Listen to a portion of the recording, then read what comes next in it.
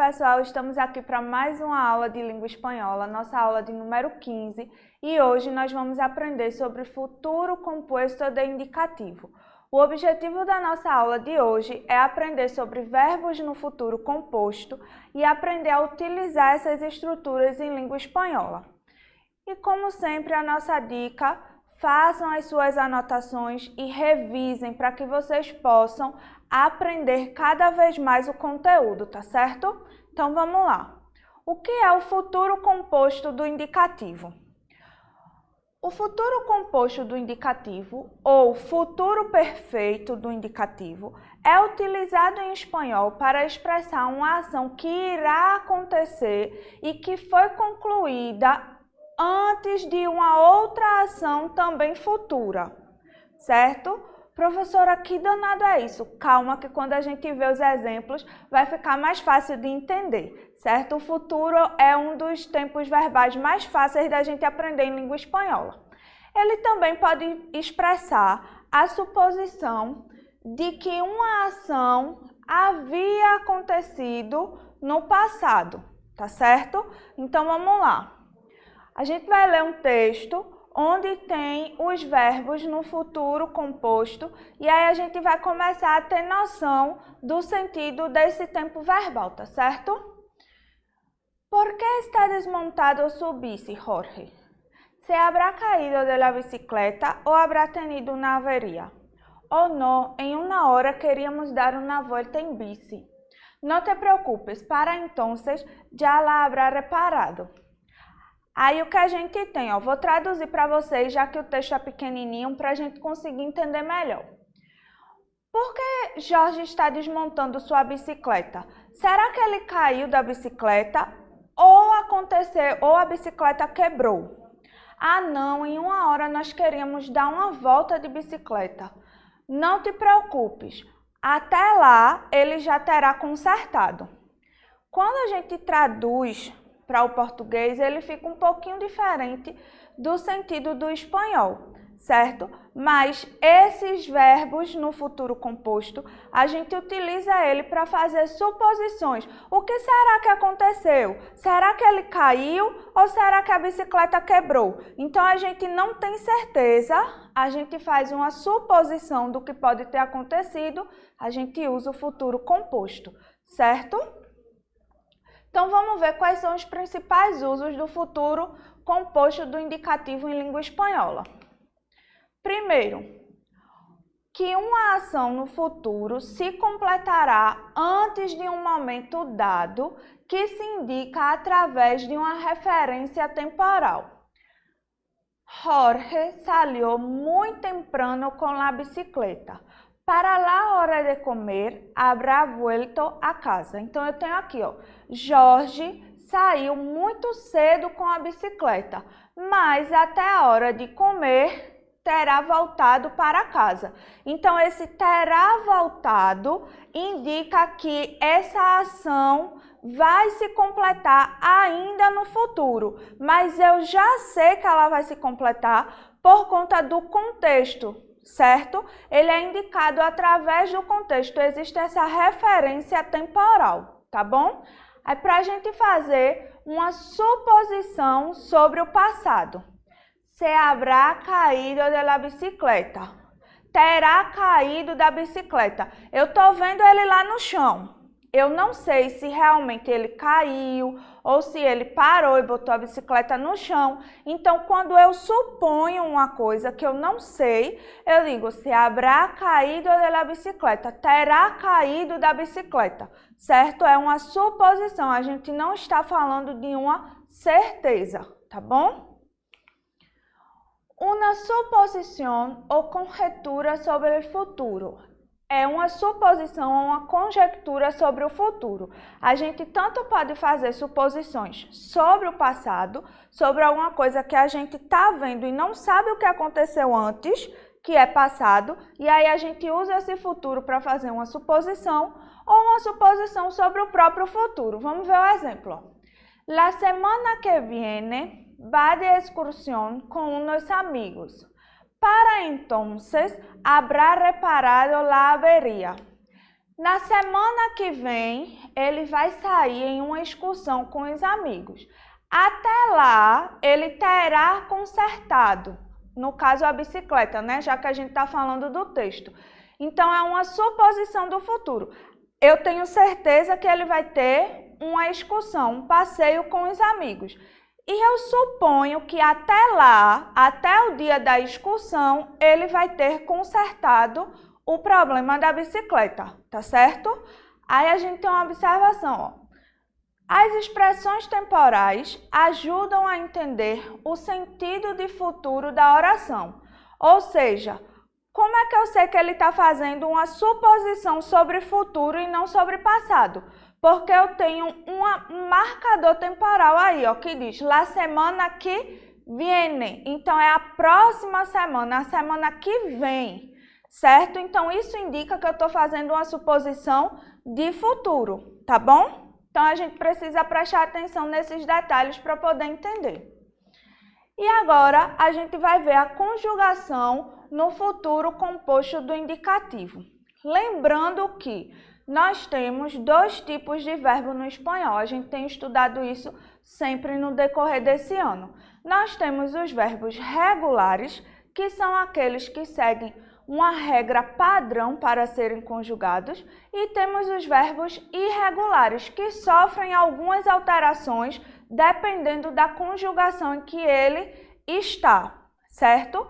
Então, a gente sempre está vendo uma parte dos verbos regulares e uma parte das conjugações dos verbos irregulares. Não dá para a gente ver todos os verbos nesse tempo de aula. Então, eu sempre trago para vocês os principais verbos que a gente usa em língua espanhola, tá certo? Então, ó, para conjugar um verbo no futuro composto, nós utilizamos o verbo auxiliar haber no futuro simples e o particípio do verbo principal. Então, por que eu disse a vocês que o futuro composto em espanhol, ele é um tempo verbal fácil da gente aprender? Porque a gente só precisa aprender a conjugar no futuro simples o verbo haver, e aí que é o haver em português, né?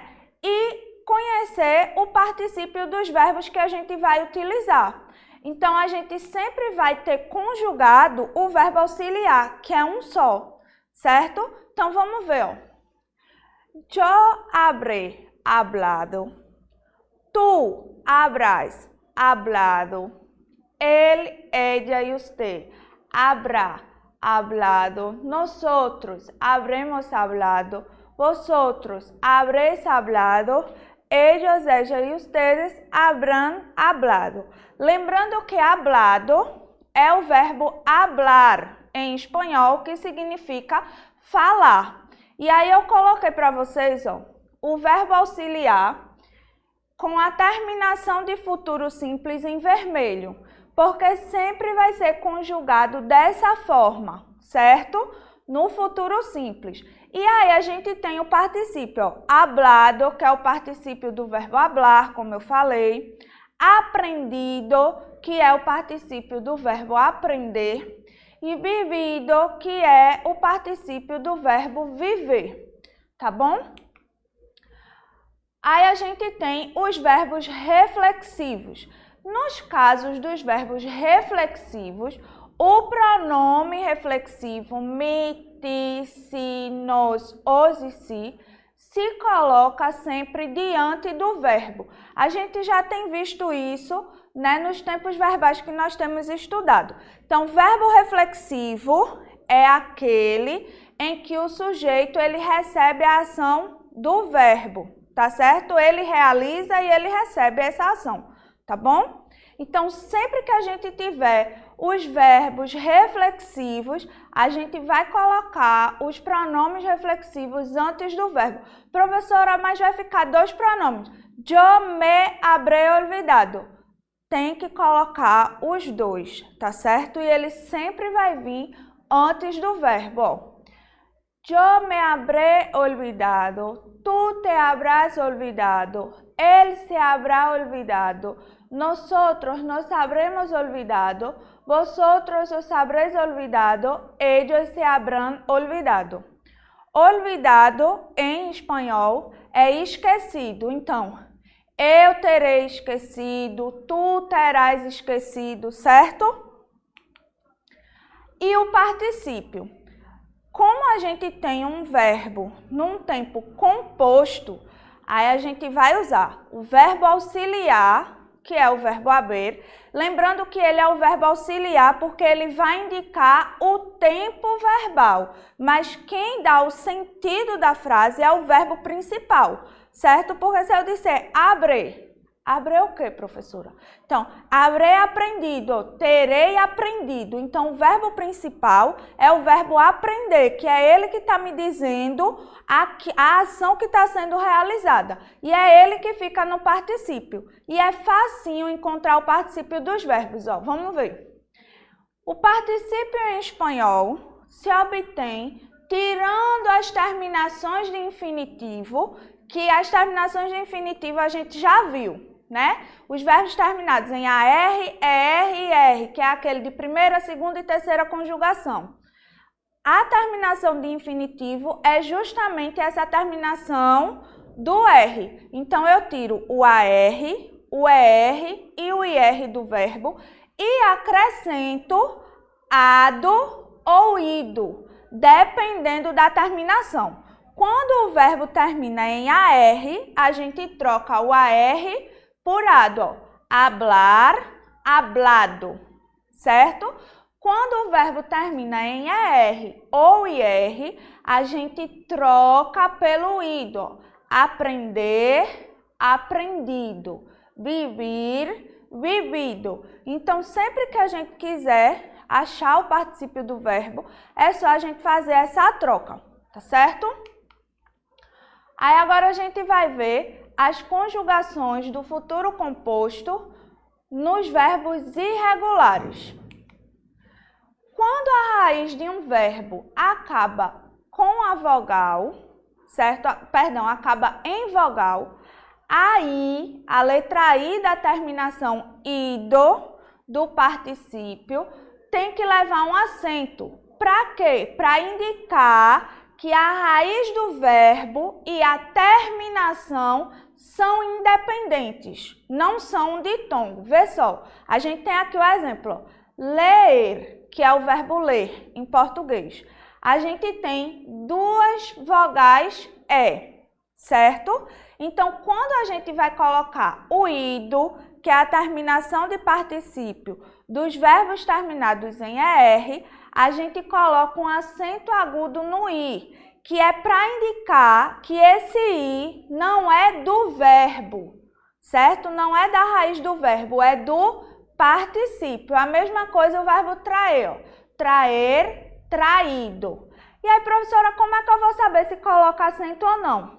Quando a gente tem a raiz terminada em vogal. Se eu tirar o ER do verbo ler, ele termina com o quê? Com a letra E, que é uma vogal. Então, nesse caso, eu preciso colocar um acento, tá bom? Alguns verbos em espanhol têm dois particípios, um no regular e um no irregular. E outros verbos podem ter dois particípios irregulares, que se tratam de particípios aceitados pela RAE, que é a Real Academia Espanhola, certo? Que é ela que, vamos dizer assim, dita as regras da língua espanhola, tá certo? Então, eu trouxe para vocês uma tabela com os particípios irregulares mais frequentes. Lembrando que a gente está focando nos particípios porque a conjugação, o que se conjuga no tempo futuro, é o verbo auxiliar haber, que é aquele que está na tabela do início e você vai usar ele sempre daquele jeitinho que está ali. E aí a gente está aprendendo sobre particípio porque, como é um tempo composto, a gente vai juntar ele ao verbo auxiliar, tá certo? Então vamos ver, ó. A gente tem o verbo abrir. Aí o particípio, a gente tem um particípio irregular, abierto. Por quê? Porque não é abrido, né? Porque se a gente fosse pensar no raciocínio de um verbo regular, ele não termina em IR, então a gente teria que acrescentar ido. Aí ficaria abrido, mas está errado. Então, esses são os verbos que formam particípios irregulares, tá certo? Aí a gente tem, ó, decir, o particípio do verbo decir é dicho, o particípio do verbo escrever é escrito, do verbo hacer é hecho, do verbo freír, que significa fritar, é frito ou freído. Aí, nesse caso, a gente tem um particípio regular, que é com a terminação ido. Aí, a gente tem imprimir, impresso ou imprimido. As duas formas estão corretas. Morir, que significa morrer. Aí, a gente tem somente muerto. Poner, que significa pôr. Aí, a gente tem puesto. Proveer, que significa prover em português, a gente tem os dois particípios, provisto e proveído, tá certo? Aí a gente tem o verbo subscrever, que é subscrever. A gente tem dois particípios e os dois são irregulares, ó, suscrito e suscripto, tá certo? A gente tem o verbo ver, que tem como particípio visto, e o verbo volver, que é voltar, que tem como particípio vuelto, tá bom? Verbos irregulares derivados. Os verbos derivados são aqueles que vêm de outro verbo. Então, quando eles vêm de outro verbo, eles mantêm a irregularidade do particípio. E aí a gente só acrescenta o prefixo. Vamos ver, ó. Eu tenho aqui o verbo encobrir. Encobrir vem do verbo cobrir. Eu só coloquei na frente o N. Então, ele segue o particípio do verbo cobrir. Encoberto. A mesma coisa para descobrir, ó. Tá vendo aqui? Eu tenho encobrir e descobrir. Eu mudo o início do verbo, mas o final ele é o mesmo. E se eu tivesse a palavra cobrir, eu teria coberto. Encobrir, encoberto. Descobrir, descoberto. A mesma coisa, ó. Componer. A gente viu que o particípio do verbo poner é puesto. Aí a gente tem aqui no exemplo, ó, componer, posponer e proponer, certo? Todos eles a gente vai repetir o prefixo, que é esse início, e vai colocar o particípio do verbo poner. Compuesto, pospuesto, propuesto. Verbo revolver, revuelto. O verbo resolver, resuelto. Devolver, devuelto. Deshacer, deshecho. Prever, previsto. Então, se vocês observarem, o prefixo, que é a partezinha que vem antes do verbo, ela se mantém e aí a gente percebe de onde esse verbo é derivado. O verbo prever é derivado do verbo ver. E qual é o particípio do verbo ver? Visto. Então, se eu tenho prever, eu tenho previsto, tá certo? E agora, a gente vai fazer uma atividade para praticar o que a gente aprendeu na aula de hoje, tá certo? A gente vai conjugar os verbos no futuro composto para completar as frases. Então, vamos lá. Se no te he llamado a las 10, será seguramente porque... Aí a gente tem o verbo tener e a pessoa yo, que é para a gente saber que vai conjugar na primeira pessoa do singular. Então, como é que fica? Yo habré tenido. Tenido é o particípio do verbo tener e habré é o verbo haver conjugado na primeira pessoa do singular. Se no te he llamado a las 10, será seguramente porque habré tenido algum impedimento, certo? Segundo, se no te han puesto en contacto con vosotros, es porque, no, e aí a gente tem, ó, ellas e llegar. Então, nós temos habrán llegado todavía. Por quê? Habrán, conjugado, concordando com ellas, terceira pessoa do plural. E llegado é o particípio do verbo llegar. O verbo llegar termina em AR, então a gente troca o AR por ado. E aí forma o particípio, já que ele é um verbo regular. Seguramente, la función, aí a gente, professora, mas aí só tem o verbo acabar. Como é que eu vou saber qual é a pessoa? Eu estou falando de quem? O que é que acabou? A função. Então, é ela. Seguramente, la función habrá acabado já, certo? Ela terá acabado. A função. A mesma coisa aqui, ó. Me imagino que tu hermano lo embroma. Então, quem disse? O irmão, ele. Então, como é que a gente conjuga? Habrá dicho. Me imagino que tu hermano lo habrá dicho en broma. A gente sempre tem que perceber, nem sempre o sujeito da frase ele vai vir eu, tu, ele, para a gente conseguir identificar melhor qual é a pessoa que a gente vai conjugar o verbo. Mas se a gente olha, ó, quem é que falou? O irmão. Quando eu digo irmão, eu estou dizendo quem? Ele. Então, eu conjugo como ele, tá certo?